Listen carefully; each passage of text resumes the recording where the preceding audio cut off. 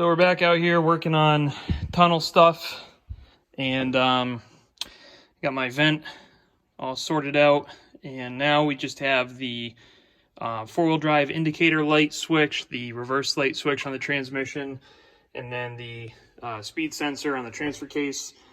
Those three things need to get hooked up. I thought I had ordered pigtails for all of them. I can't find them, so I'm gonna look later. I don't want to waste time now. Over here, we've got the tunnel cover with some paint on it. It ain't perfect, but it's gonna work. And we've got a total of 8 speed nuts throughout the, there's 3 on the sides and then 2 in the rear. So the plan is gonna be to bolt the tunnel on and then put down some kill mat on it. I also got my hole cut for the four-wheel drive shifter, so I can bolt that into place. Got to come up with a linkage for it down in the transfer case. So plenty of stuff to get work on. So we're gonna get to it. Okay, so we got the tunnel bolted into place, and fits pretty good. There's a little gap right here, so I might put another nut cert or speed nut right there. And then there's pretty good gap at the front right here, but it's kind of one of those things where I know what the right thing to do would be, but I don't see it happening this go around. So the tunnel is going to have to come back off for the sensors and plugs and stuff that I said last time, but also the four-wheel drive shifter hits a boss on the transmission, so we're gonna have to put a little jog in it, and then I gotta come up with some sort of linkage going to the transfer case. But that looks like it's gonna fit pretty good, and now we can go ahead and get this thing covered with sound deadener, and that'll be a huge step because that'll mean that the tunnel is basically done. Okay, so we got the sound deadener material on the tunnel there. This is going to become an issue. I can just tell now. I got to figure out what's going on there. The issue is that this seam between these two pieces is like right down the middle, so there's not a lot of overlap to put another nut cert there. So I got to figure something out though, because I can't let it keep sagging like that. But anyway, next is this is actually the original, or this is a GMT 400 shifter, and it goes straight down. I'll show you a clip in a second where it hits the trans. So there you can see the boss on the transmission, and that hits. The easy thing to do would just be to cut that off. I don't know if that is used for anything in a factory application. I don't really want to fuck with the transmission, so we'll probably see if that's going to be enough to clear it. I think it should, and if not, it'll be pretty damn close, and we can just tweak it from there.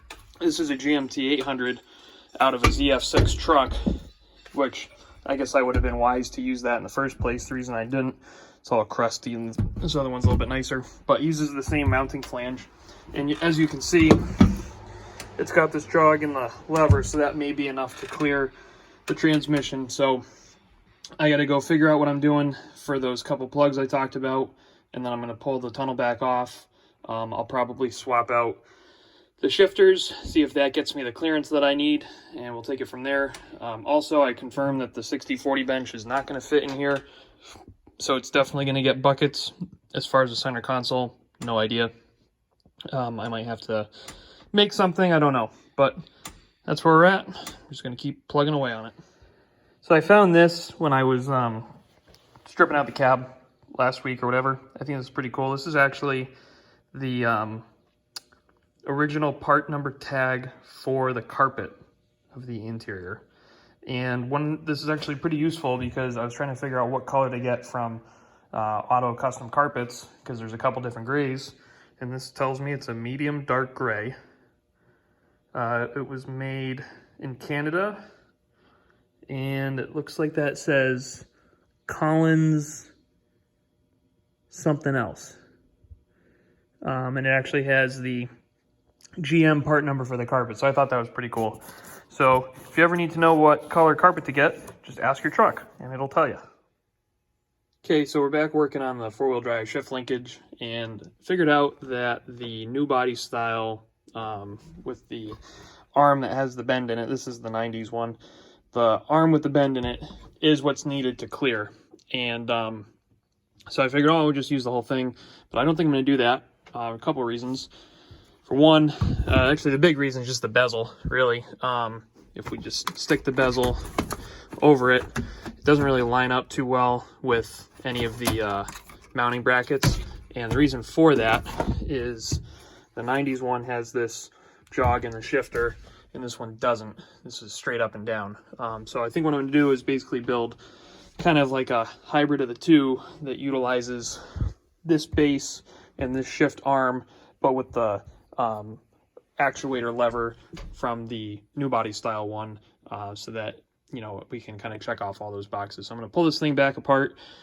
I'm also going to reapply JB weld on the inside of these welds, and also I'm going to add a plate back here coming off so that we can nut cert to this thing, because this can't have that. There's a pretty sizable gap right there, and unlike the ones in the front, I can actually do something about that one.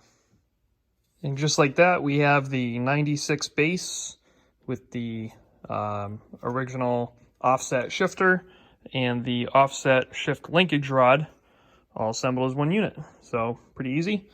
And now we can go ahead, and I'm gonna, as said, reapply my redneck seam sealer, JB weld on the inside, as well as adding a slight extension plate on the back and getting that ready for speed nuts. So the tunnel is basically wrapped up. As you can see, I threw the four-wheel drive shift bezel, the ZF shifter, and just a cup holder, just to try and get an idea of how to lay it out. I do have a factory center console coming for this thing, and if we zoom out, we have bucket seats. The passenger one right there. So I was able to find these. They are gray cloth, full power driver side and power lumbar passenger side. 50 bucks, can't go wrong. I had these exact seats in this thing at one point in its life. This truck started out gray buckets, power lumbar, manual adjust. Then I found power buckets, put those in. Then I got the split bench, put that in, and now we're back to here, so kind of dumb. Anyway, I got these, and just got a couple loose ends to tie up in here before we can get going on the carpet. But if we come around to the front side, you can see we've got the cooling stack back on, and we hung a fender. Everything's just held in place with just a couple nuts and bolts at this point, nothing final, but just trying to get an idea for where everything's going to sit.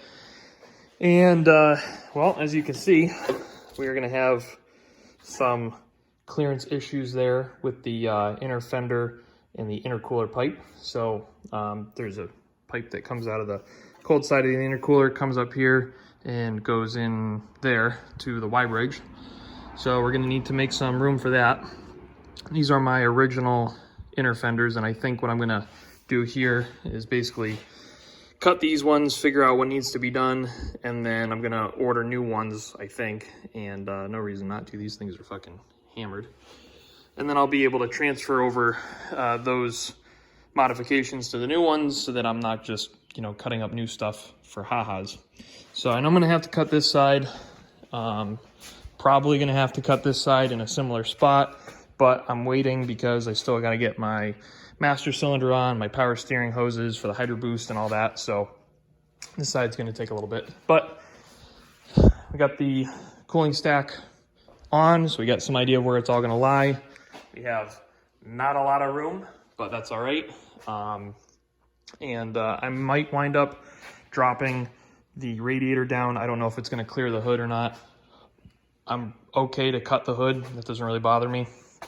And the nice thing about the way this is designed is that it retains the factory cradles, and I should be able to pull the radiator out of this thing without pulling the whole clip off. So that would be pretty cool if I can still do that just from a service perspective down the road. So anyway, that's where we're at, and keep plugging away at this.